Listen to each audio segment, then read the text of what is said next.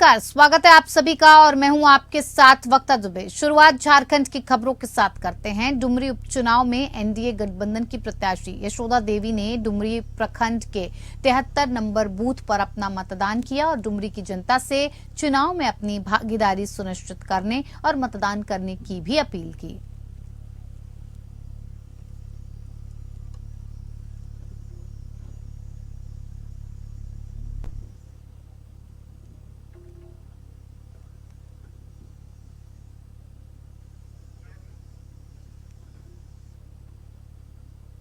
NDA प्रत्याशी यशोदा देवी ने vote डाला। आपको बता दें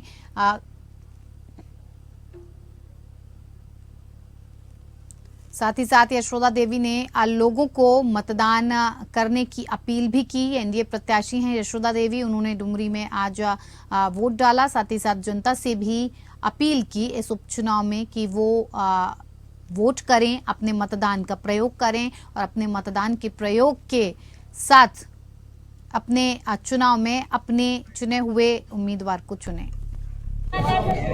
उत्क्रमित मध्य विद्यालय तुइयों में बूथ नंबर 73 पर अपना मतदान किए और मैं लोगों से भी अपील किए कि आप लोग सभी अपने अपने मतों का प्रयोग करें। धन्यवाद। सिमडेगा में नकली आरटीओ अधिकारी बनकर वाहनों से अवैध वसूली करने वाले गिरोह का सिमडेगा पुलिस ने भंडाफोड़ किया है और इस दौरान पुलिस ने 3 फर्जी आरटीओ अधिकारियों को गिरफ्तार किया है। ये 3 लोग आरटीओ अधिकारी बनकर वाहन चालकों से अवैध रूप से पैसे की वसूली कर रहे थे, जिसकी भनक पुलिस को लगी और पुलिस ने इन लोगों को धर दबोचा। मिली जानकारी के अनुसार सिमडेगा कुतरा रोड पर इनोवा वाहन सवार 3 लोग आरटीओ अधिकारी और सुंदरगढ़ उपायुक्त के करीबी बनकर वाहन चालकों को रोककर कागजातों की जांच कर रहे थे। वहीं कुछ कागजात नहीं पाए जाने पर अवैध रूप से पैसों की वसूली कर रहे थे और जिसकी सूचना थाना प्रभारी कुमार इंद्रेश को मिली और जिसके बाद पुलिस ने मौके पर पहुंचकर तीनों नकली आरटीओ अधिकारी बने लोगों को वाहन सहित गिरफ्तार कर लिया। अब खबर बिहार से। रोहतास जिला के करगहर में आरजेडी नेता और पूर्व केंद्रीय मंत्री कांति सिंह गोलीबारी के सवालों पर भड़कते हुए नजर आईं। इस दौरान कांति सिंह ने मीडिया कर्मियों से नाराज होते हुए उन्हें भाजपाई तक बता दिया। दरअसल करगहर में कांति सिंह राजद नेता विजेंद्र सिंह यादव की पहली बरसी पर उनके स्मारक के शिलान्यास के लिए पहुंची थी और जिनकी पिछले साल अपराधियों ने दिन दहाड़े हत्या कर दी थी। इस मामले में अभी भी मुख्य शूटर की गिरफ्तारी नहीं हुई है और इसी दौरान पत्रकारों ने राज्य में बढ़ रहे अपराधों को लेकर सवाल पूछा तो पूर्व केंद्रीय मंत्री पत्रकारों पर नाराज होती हुई नजर आईं। और ये हत्याएं अगर हो रही है तो कहीं न किसी न किसी रूप में हो रही है और सरकार का ऐसा नहीं है कि सरकार हमारी के लोगों को पकड़ नहीं रही है। जहां भी हो रही है वहां पकड़ाया जा रहा है और यहाँ के लिए भी पूरी कोशिश की जा रही है। विक्रमगंज के सरकार के बाहर कोई नहीं है। विक्रमगंज के राजद नेता पर प्रमुख पे गोली चली और आज फिर नोखा के हथरी में गोली चली है राजद नेता पे। तो जानते ही हैं कि राजनीतिक प्रतिद्वंदता के चलते लोग एक दूसरे की हत्या कराने की साजिश कर रहे हैं। आरजेडी के जितने लोग हैं उन लोगों के प्रति लोगों के मन में है कि ये कैसे आगे बढ़ जाएंगे, इसलिए ये सारे लोग करवाने वाले भी वही लोग हैं। आप और भी जगह देखेंगे कि किस तरह के लगातार मोटरसाइकिल पर बैठ के लहराते हुए मारते हुए गोली चले गए। वो कौन लोग पकड़े गए, वो किन के आदमी थे आपको पता नहीं है? वो भी भाजपा ही के लोग थे। इधर किशनगंज में अंजुमन इस्लामिया में जेडीयू प्रदेश उपाध्यक्ष मुजाहिद आलम के नेतृत्व में सैकड़ों कार्यकर्ताओं ने जाति आधारित जनगणना रोकने की साजिश रचने का भाजपा पर आरोप लगाया और उसके विरुद्ध जदयू ने पोल खोल अभियान मशाल जुलूस के रूप में निकाला। मशाल जुलूस लाइन उर्दू मिडिल स्कूल से चूड़ीपट्टी भगत टोली रोड होते हुए गांधी चौक किशनगंज में समाप्त हुआ। मुजाहिद आलम ने बताया कि आगे भी 7 से 12 सितंबर तक सभी प्रखंड मुख्यालयों में चरणबद्ध तरीके से आंदोलन किया जाएगा। गन्ना को इस तरह से रोकने के लिए भारतीय जनता पार्टी द्वारा पर्दे के पीछे से कोशिश की गई, उसी के चाल चरित्र और चेहरा को जनता के सामने बेनकाब करने के लिए आज जनता दल यूनाइटेड परिवार द्वारा किशनगंज जिला मुख्यालय में पोल खोल मशाल जुलूस का आयोजन किया गया। और जो है फिर 7 से 12 सितंबर के बीच में सभी प्रखंड मुख्यालयों में चरणबद्ध तरीके से जो है मशाल जुलूस का आयोजन कर इसका विरोध किया जाएगा। और 20 सितंबर को जनता दल यूनाइटेड के सभी पदाधिकारी कार्यकर्ता सपोर्टर अपने घरों में काला झंडा लगाकर, बाहों में काला बैच लगाकर भारतीय जनता पार्टी के आरक्षण विरोधी जातीय आधारित जनगणना को रोकने की साजिश का पर्दाफाश करेंगे, विरोध प्रकट करेंगे। चलिए अब खबर पंजाब के अमृतसर से, जहां शिक्षक दिवस के अवसर पर पंजाबी सिंगर सिद्धू मूसेवाला के स्कूल अध्यापकों ने सिद्धू को याद किया। स्कूल टीचर्स ने सिद्धू की जगह सुखदीप को याद करते हुए बताया कि फर्स्ट क्लास से लेकर 10वीं क्लास तक मानसा के सर्वहितकारी स्कूल में सिद्धू ने विद्या हासिल की थी। सुखदीप खुद ही बाल सभा में गीत गाने लगता था, तब वो गुरदास मान और कुलदीप मानक के गीतों को अधिक गाया करता था। स्कूल के अध्यापक ने बताया कि जब सिद्धू मूसेवाला पूरे संसार में मशहूर हो गया तो वो स्कूल में मिलने आया तो उसने सभी अध्यापकों को पहचान लिया और सभी के पांव छूकर आशीर्वाद भी लिया।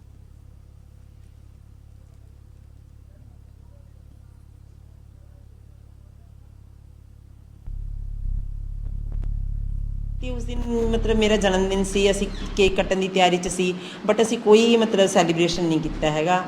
ईवन कि उस तो बाद भी नहीं किया सी।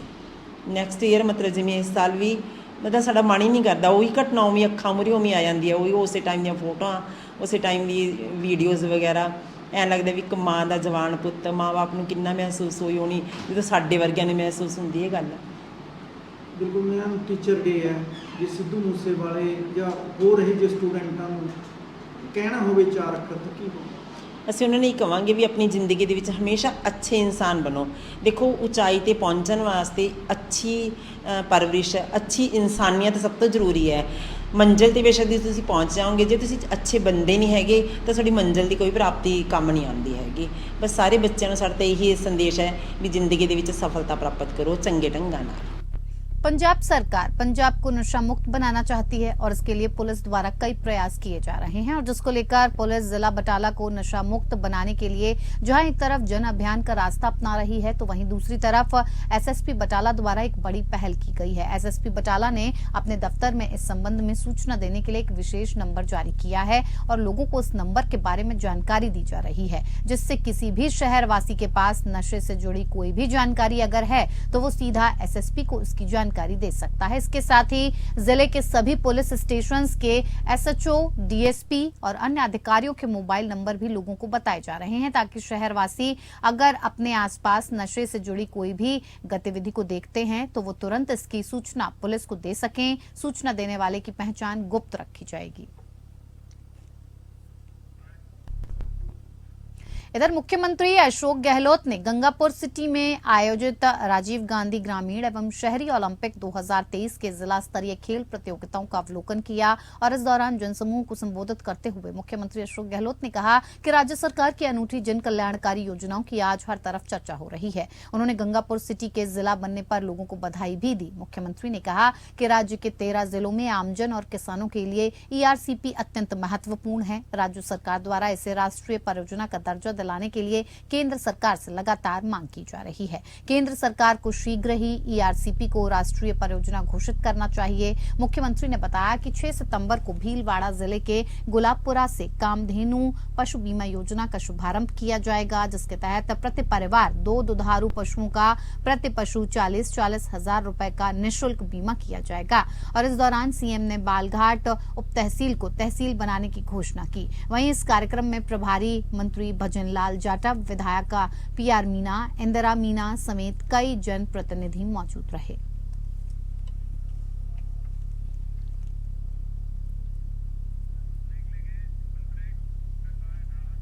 रायपुर में दरबार हॉल राजभवन में राज्य स्तरीय शिक्षक सम्मान समारोह का आयोजन किया गया और इस मौके पर राज्यपाल विश्वभूषण हरिचंदन, सीएम भूपेश बघेल, कृषि मंत्री रविंद्र चौबे मौजूद रहे और इस मौके पर राज्यपाल के द्वारा शिक्षकों को सम्मानित भी किया गया। वहीं शिक्षक दिवस के अवसर पर सीएम ने लोगों को शुभकामनाएं देते हुए ये कहा कि बहुत से राजनेता हुए हैं जिसमें शिक्षा के लिए अपने आप को समर्पित किया है। उनमें से एपीजे अब्दुल कलाम का नाम बड़े सम्मान से लेते हैं। अब अब्दुल कलाम खुद के बारे में राष्ट्रपति कहलाना कम पसंद बल्कि शिक्षक कहलाना ज्यादा पसंद करते हैं। डॉक्टर मनमोहन सिंह भी शिक्षक रहे हैं। आदिकाल से भारत में गुरु शिष्य की परंपरा रही है। विवेकानंद जी को याद करते हैं तो रामकृष्ण परमहंस की याद आ जाती है।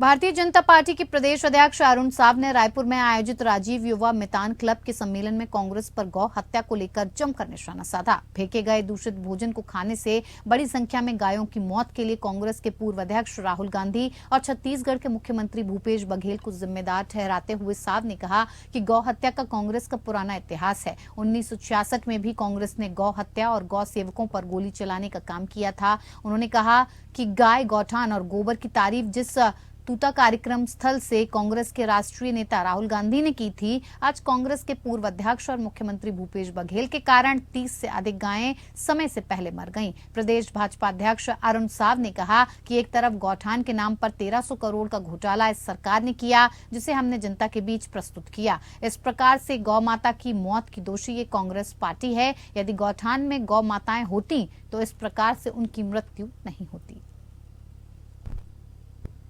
आज एक समिति बनाई है, उस समिति आप सभी तक प्रेषित करेंगे। इस समिति जांच करेगी और जांच कर रिपोर्ट देगी। बृजमोहन अग्रवाल जी के संयोजकत्व में लक्ष्मी वर्मा जी, टंकराम वर्मा जी, जयंती पटेल जी, हमारे दोनों जिला अध्यक्ष, इनकी एक समिति बनाई है जो इस घटना की जांच करेंगे। दूसरी एक दर्दनाक घटना जांजगीर से आई है। शराबबंदी के बड़े बड़े वायदे करके जो सरकार सत्ता में आई है और घोटाले करने के लिए, जैसे ईडी ने उजागर किया, नकली शराब बेचने का धंधा ये सरकार कर रही है। इधर दुर्ग में पूर्व विधानसभा अध्यक्ष प्रेम प्रकाश ने तमिलनाडु के मंत्री उदयनिधि के सनातन वाले बयान पर पलटवार किया है। प्रेम प्रकाश पांडे ने कहा कि मोदी सरकार को हराने के लिए एकजुट हुए विपक्षी पार्टियों के संगठन इंडिया का असली चेहरा उजागर हुआ है। आपको बता दें कि तमिलनाडु के मंत्री उदयनिधि स्टालिन ने सनातनियों को डेंगू मलेरिया कहते हुए जड़ से खत्म करने की बात कही थी, जिस पर प्रेम प्रकाश पांडे ने करारा जवाब दिया। INDIA के वर्किंग जो स्टीयरिंग कमेटी है ना, उसके मेंबर हैं स्टालिन, उनका पुत्र है। तो ये INDIA लोगों का सोच है, ये इसीलिए जब तक ये सनातनियों को खिलाफ उल्टा सीधा नहीं बोलेंगे, सनातनियों को गाली नहीं देंगे, हिंदू धर्म की आलोचना नहीं करेंगे, तब तक INDIA लोगों का राजनीतिक दृष्टि से इनका वोट बैंक जो दिखता है, वो उसके आधार पर इनका आंख सब उधरा गया है और ये ही इनका असली चरित्र है। कवर्धा में 21 सूत्रीय मांगों को लेकर जोगी कांग्रेस ने महारैली निकालकर पंडरिया SDM ऑफिस का घेराव किया और इस दौरान पुलिस के साथ जोगी कांग्रेस के कार्यकर्ताओं के साथ झड़प देखने को मिली। इस महारैली में शामिल जोगी कांग्रेस के प्रदेश अध्यक्ष अमित जोगी ने भाजपा और कांग्रेस पर जमकर निशाना साधा। दोनों पार्टियों पर आरोप लगाते हुए जोगी ने भाजपा और कांग्रेस को लूटने वाली पार्टी बताया। इस मौके पर ही अमित जोगी ने छत्तीसगढ़ में गरीबी मिटाने को लेकर जोगी कांग्रेस को प्रदेश में चुनाव लड़ने की बात कही और इसके अलावा जोगी कांग्रेस ने अपनी सरकार बनने पर 4000 रुपए क्विंटल किसानों की धान खरीदी के साथ 500 रुपए गन्ने की बोनस और मुफ्त बिजली देने का वादा किया।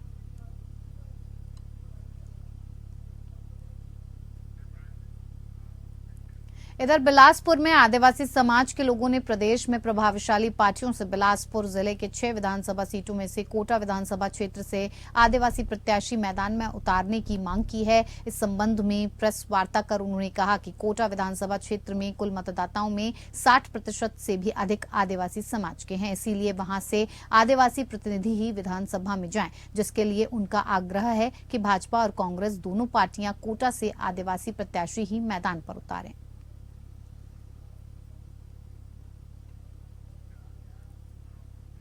इधर छत्तीसगढ़ की राजधानी रायपुर के संतोषी नगर कृष्णा नगर में स्थित वर्धमान द स्कूल में रायपुर पुलिस और सामाजिक संस्था ब्लूबर्ड्स ऑन द स्काई फाउंडेशन के संयुक्त तत्वाधान में नशे के खिलाफ जागरूकता अभियान के अंतर्गत एक कार्यक्रम में विद्यालय के 1000 से अधिक छात्र छात्राओं ने नशा न करने की शपथ ली और इस दौरान आयोजक संस्थाओं के वक्ताओं ने छात्र छात्राओं को नशे के कारण होने वाले प्रभाव से अवगत भी कराया। आयोजन में मुख्य रूप से रायपुर पुलिस में ADSP Chanchal Tiwari, Bluebirds on the Sky Foundation के अध्यक्ष शिवानी सिंह, वर्धमान द स्कूल के डायरेक्टर, प्रधानाध्यापिका एवं संस्था के सभी सदस्य आदि उपस्थित थे। सबसे पहले अपना परिचय देती हूँ। मैं Shivani Singh, Bluebirds on the Sky Foundation की अध्यक्षा हूँ। मैम के चलते मैंने बहुत कुछ अच्छा सीखा है और मैम मेरी आत्मीय प्रिय दीदी है। मैं बता दूँ, हमारा आत्मीय रिश्ता है और मैडम से हमने बहुत कुछ सीखा। अभी तक 83 स्कूलों में मैडम लोगों ने ये कार्यक्रम कर चुका है और नशे से मुक्त करने के लिए तो वैसे भी हमेशा समाज सेवी संस्था जुड़ी और अगर पुलिस प्रशासन इस बार उतरा है तो मतलब कुछ अच्छा करके जाएगा और अच्छा हो रहा है, ये समाज में दिख रहा है और आगे भी अच्छा होते जाएगा। हम साथ मिलकर यूं ही काम करते रहेंगे। सभी को मेरा धन्यवाद। रायपुर में प्रदेश की महिलाएं शराबबंदी को लेकर कांग्रेस के खिलाफ अब सड़कों पर उतर गई हैं और इस दौरान बघेल सरकार के खिलाफ जमकर नारेबाजी भी की गई। वहीं इस मौके पर बीजेपी के द्वारा कांग्रेस की घोषणा पत्र को जलाकर विरोध प्रदर्शन किया गया। बीजेपी और सामाजिक कार्यकर्ता रविंद्र सिंह ने कहा कि जब से कांग्रेस सरकार आई है तब से एक भी वादा पूरा नहीं किया गया, केवल लूटने और लोगों को केवल परेशान करने का काम किया गया। रविंद्र सिंह ने कहा कि यहाँ की निगम में महापौर कठपुतली की तरह हैं।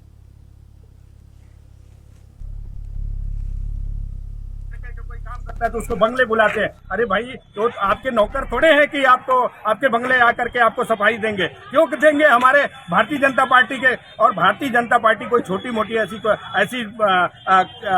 पार्टी नहीं है, वर्ल्ड की सबसे बड़ी पार्टी है। उस पार्टी को ये लोग तोड़ने के लिए, फोड़ने के लिए, मतलब हर तरह की गुंडागर्दी कर रहे हैं। सबसे बड़ी एक और समस्या है, ये लोग पूरे रायपुर सराउंडिंग में और खास करके ग्रामीण के एरिया में इन्होंने रोहिणिया को बसा दिया। ये क्या है? 40,000 से अधिक अवैध इन्होंने वोटर आईडी में नाम जुड़वाए मंदिर हरसौद और इधर उधर से ला करके। ये क्या है? हम लोग मांग करते हैं कि ये लोग का जो खास करके चुनाव आयोग से हम आपके माध्यम से मांग करते हैं कि आप इसका परीक्षण करें।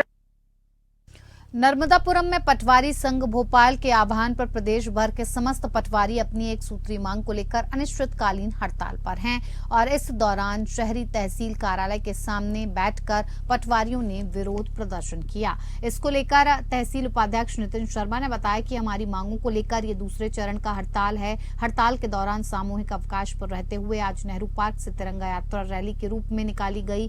कलेक्टर नीरज कुमार सिंह को तिरंगा झंडा सौंपते हुए हम सब ने अपनी मांगे रखी।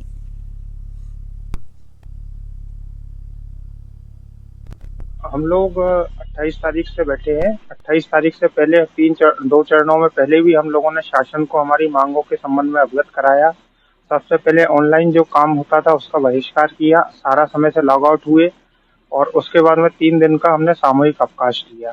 उसके बाद में मुख्यमंत्री जी से प्रदेश स्तर पर चर्चा भी हुई, आश्वासन भी मिला, लेकिन अभी तक कोई न्यायोचित निर्णय नहीं हुआ है। इसलिए मूल हम लोगों की एक ही मांग है। 25 सालों से पटवारी काफी परेशान है। सन 1998 के बाद से पटवारियों का वेतनमान नहीं बढ़ा है और राजस्व विभाग में समय समय पर अन्य तहसीलदार या एसएलआर या अन्य लोगों के वेतनमान बढ़ा दिए गए और हमें छोड़ दिया गया है। अभी भी पटवारी सन 98 का जो मूल वेतन है 2100 उस पर काम कर रहा है। हम लोगों की बस एक ही मांग है, मुख्य रूप से, वैसे तो और भी मांगे हैं लेकिन मुख्य रूप से 2800 पे ग्रेड हमारा किया जाए, वेतनमान किया जाए। चलिए, फिलहाल स्टेट बुलेटिन में मेरे साथ फिलहाल इतना ही। नमस्कार।